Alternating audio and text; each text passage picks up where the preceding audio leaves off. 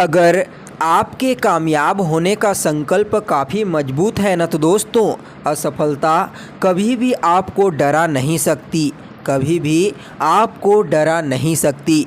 नमस्कार दोस्तों, मैं ज्योतिष आचार्य वासुदेव मिश्रा आपका अपने चैनल सत्य की खोज में हार्दिक अभिनंदन करता हूं। दोस्तों, आज का यह ज्योतिष का कार्यक्रम मिथुन राशि वालों के लिए, हाँ जी, आपके लिए बहुत ही ज़्यादा खास रहने वाला है। आज हम जानेंगे सितंबर 2023 के दूसरे सप्ताह का साप्ताहिक राशिफल।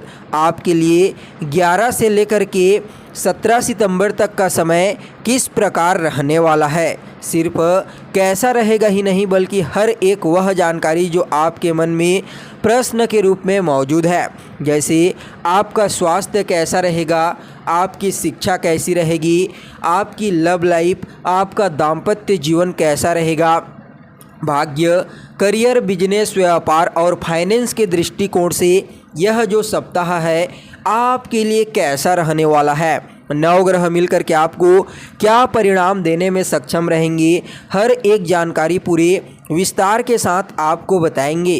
दोस्तों, यह जो ज्योतिष का कार्यक्रम है यह आपकी जन्म की राशि चंद्र राशि पर आधारित है। अगर आपको अपनी जन्म की राशि मालूम नहीं है तो आप इसे अपनी प्रचलित नाम राशि के आधार पर भी समझ सकते हैं। और दोस्तों, अगर आप अपनी जन्म कुंडली पर हमसे परामर्श लेना चाहते हैं तो वीडियो के डिस्क्रिप्शन बॉक्स में और वीडियो के अंदर आपको नंबर मिल जाएगा, जहां से आप संपर्क करके अपनी जन्म कुंडली पर हमसे परामर्श ले सकते हैं।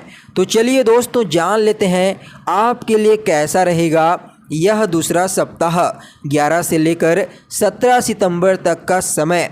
तो देखिए दोस्तों, साप्ताहिक राशिफल के लिए चंद्रमा की स्थिति का ज्ञान होना आवश्यक होता है, क्योंकि चंद्रमा हमारे मन का कारक होता है और मन के द्वारा ही हर चीज़ संचालित होती है। तो ऐसे में दोस्तों, इन दिनों चंद्रमा की स्थिति के आधार पर आपके साप्ताहिक राशिफल के बारे में चर्चा करेंगे। तो सबसे पहले बात करते हैं 11 और 12 तारीख को चंद्रमा के बारे में। तो दोस्तों, 11 और 12 तारीख को चंद्रमा आपकी कुंडली के दूसरे भाव में गोचर करेगा और खुद की राशि में गोचर करेगा। तो ऐसे में यह जो चंद्रमा है आपके लिए बहुत ही अनुकूल नज़र आ रहा है। जी हाँ दोस्तों, 11 और 12 तारीख को आपको मोटे रूप से धन की प्राप्ति हो सकता है। काफ़ी लंबे समय से नौकरी में जो आप परिवर्तन करना चाह रहे थे वह भी अब आपका परिवर्तन हो जाएगा। इस समय ससुराल पक्ष से आपका तालमेल बहुत ही बेहतर दिखाई दे रहा है। पुराना लव लाइफ जिसके कारण आप काफ़ी परेशान थे वह भी ठीक होता हुआ आपको दिखाई देगा। विवाह को लेकर जो परेशानियां आपके जीवन में बन रही थी, वैवाहिक जीवन में भी अब स्थिरता आनी प्रारंभ हो जाएगी। इसके अलावा आपका पैसा जो लंबे समय से किसी जगह पर फंसा हुआ था वह भी आपको 11 और 12 तारीख को मिलता हुआ महसूस होगा। साथ ही दोस्तों, आप लंबे समय से जिस केस मुकदमा में फंसे थे और उससे बाहर निकलना चाहते थे, उस केस मुकदमा से अब आप धीरे धीरे करके बाहर निकलना प्रारंभ कर देंगे। दोस्तों, अगर बात की जाए 13 और 14 तारीख की, तो इस दिन चंद्रमा की स्थिति सिंह राशि में देखने को मिलेगी और सिंह राशि चंद्रमा की मित्र राशि होती है, इसलिए चंद्रमा के लिए यह 2 दिन भी बहुत ही अनुकूल रहेगा।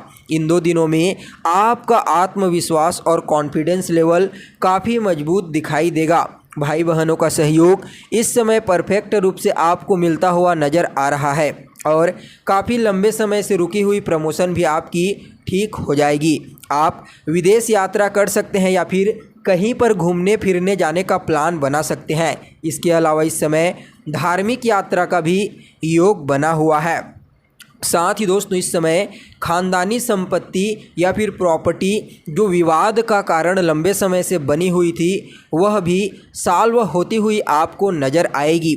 आपको अपने जीवन में धन प्राप्ति के कुछ अवसर प्राप्त होंगे, लेकिन दोस्तों इस समय आपको अपने वाणी पर और क्रोध पर, खास करके इन 2 दिनों में 13 और 14 तारीख को नियंत्रण रखने की आवश्यकता है, अन्यथा कुछ रिश्तों में कमजोरी उत्पन्न हो सकती है। इसके अलावा दोस्तों, जिन लोगों की शिक्षा काफ़ी लंबे समय से अधूरी छूट चुकी थी वह भी पूर्ण होती हुई नज़र आएगी।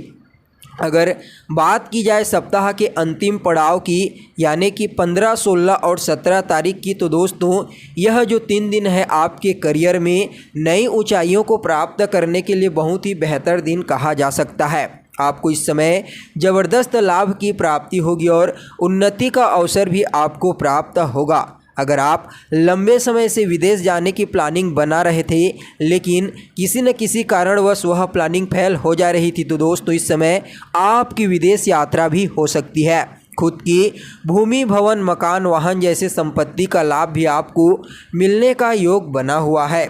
इस समय आप अपनी बुद्धिमानी से अपने नीचे कार्य करने वाले लोगों को कुछ हद तक सपोर्ट कर पाएंगे।